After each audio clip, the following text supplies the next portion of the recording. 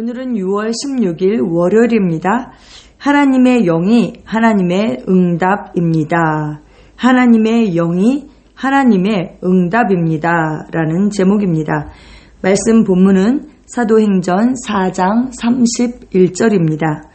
빌기를 다음에 모인 곳이 진동하더니 무리가 다 성령이 충만하여 담대히 하나님의 말씀을 전하니라. 아멘. 빌기를 다음에 모인 곳이 진동하더니 무리가 다 성령이 충만하여 담대히 하나님의 말씀을 전하니라. 아멘. 우리는 종종 하나님의 영이 하나님의 응답이라고 말하지만 많은 사람이 이 말을 이해하지 못합니다. 우리가 기도할 때 하나님은 응답하시고 그분의 응답은 바로 성령님이십니다. 예를 들어서 사도행전 3장에서 그 성전 미문에 앉아있던 안진뱅이를 베드로와 요한이 고친 후에 사도행전 4장에서는 유대인 지도자들이 사도들에게 분노했습니다. 그들은 베드로와 요한에게 예수 이름으로 전파하거나 가르치지 말라고 명령했습니다. 그러나 사도들은 굴하지 않고 우리는 보고 들은 것을 말하지 아니할 수 없다라고 선포했습니다. 당국은 그들을 더 위협했지만 그들을 처벌할 근거를 찾지 못하고 풀어주었습니다. 사도행전 4장 23절은 말씀합니다. 사도들이 노임에 그 동료들에게 가서 어떻게 했나요? 제사장들과 장로들의 말을 다 알렸다. 그러자 그들이 듣고 한 마음으로 하나님께 소리를 높여서 기도했다라고 말씀하고 있습니다. 이때까지 많은 사람이 이미 구원을 받았고 그리스도인들은 연합하여 모였습니다. 그들은 무슨 일이 일어났는지 듣고 하나님께 소리 높여 한 마음으로 기도했습니다. 그들의 기도는 열렬했습니다. 그들은 하나님의 주권을 인정하며 다음과 같이 구했습니다. 주여, 이제도 그들의 위협함을 굽어 보시옵고 또 종들로 하여금 담대히 하나님의 말씀을 전하게 하여 주시오며. 하나님의 응답은 그들의 기대를 뛰어넘었습니다. 그들은 그냥 기도하기를 담대히 하나님의 말씀을 전하게 해달라 이렇게 기도했죠. 참 대단한 것 같아요. 그들이 그렇게 핍박을 받는 그런 상황에서 그 상황을 변화시켜달라 이렇게 기도하지 않고 오히려 담대히 하나님의 말씀을 전하게 해달라 이렇게 기도했습니다. 그러자 정말 그 하나님의 응답은 그들의 기대를 훨씬 뛰어넘었습니다. 성경은 말씀합니다. 그들이 빌기를 다음에 모인 곳이 진동하더니 무리가 다 성령이 충만하여 담대히 하나님의 말씀을 전하니라 라고 말씀하고 있습니다. 예, 성령이 충만했습니다. 하나님의 응답은 바로 성령님이셨습니다. 하나님은 그들을 성령으로 충만케 하셨고 그 결과로 그들은 담대하게 말씀을 전하고 아픈 사람을 치유하고 귀신을 쫓아냈습니다. 예, 사도행전 4장 29절에 보면 담대히 하나님의 말씀을 전하게 하여 주시오며 이렇게 기도했고 또 30절에는 손을 내밀어 병을 낫게 하시옵고 표적과 기사가 거룩한 종 예수의 이름으로 이루어지게 해달라 그들이 그렇게 기도했습니다. 33절은 말씀합니다. 사도들이 큰 권능으로 주 예수의 부활을 증언하니 무리가 큰 은혜를 받아 할렐루야 하나님을 송축합니다. 하나님의 영이 바로 성령 하나님이 하나님의 응답입니다. 제자들은 담대함을 위해 기도했고 하나님은 그들을 하나님의 영으로 충만케 하셨습니다. 응답은 그들의 상황의 변화가 아닌 바로 그들이 변한 것이죠.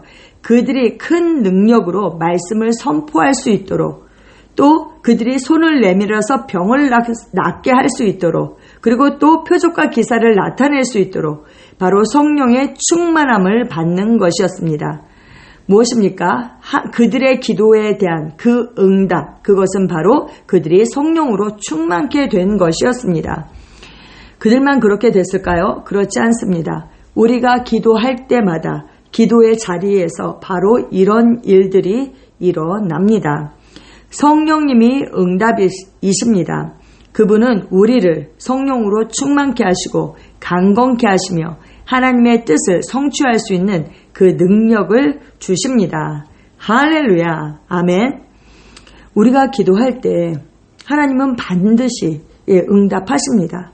그런데 그 환경을 변화시키는 것이 아니라 우리가 그 환경을 변화시킬 수 있는 사람으로 우리가 변화가 되는 것입니다. 기도의 자리에서 하나님의 뜻을 움직이시는 것이 아니라 바로 우리가 변화가 되는 것입니다. 그래서 기도할 때 우리가 성령으로 충만케 되고 성령으로 충만케 된 그 결과로 표적과 기사를 이루어지게 할 수 있고 또 병을 낫게 할 수 있고 귀신을 쫓아낼 수 있고 그리고 또 말씀을 담대히 전할 수 있는 그런 일들이 바로 기도의 자리에서 일어나게 되는 것입니다. 할렐루야. 아멘. 요한복음 14장 16절에서 17절에 이렇게 말씀했어요. 예수님께서 하나님께 구했습니다. 무엇을요? 내가 아버지께 구하겠으니 그가 또 다른 보혜사를 너희에게 주사 영원토록 너희와 함께 있게 하리니 그는 진리의 영이라. 세상은 능히 그를 받지 못하나니 이는 그를 보지도 못하고 알지도 못함이라. 그러나 너희는 그를 아나니 그는 너희와 함께 거하시며 또 너희 속에 계시겠습니다. 아멘. 그 성령 하나님이 하나님의 응답이신데 그분이 지금 어디에 계십니까? 바로 우리 속에 계십니다. 우리 속에서 우리와 함께 하십니다. 능력으로 함께 하십니다. 관건은 무엇입니까? 어떤 사람은 그것을 인식하고 말씀을 담대히 전하는 사람이 있고 어떤 사람은 그것을 인식하고 손을 얹어서 기도하는 사람이 있고 어떤 사람은 그 성령 하나님께서 계셔도 그것을 인식하지 않고 그냥 사람의 그 수준에서 자기의 능력 수준으로 사는 사람이 있는 것입니다.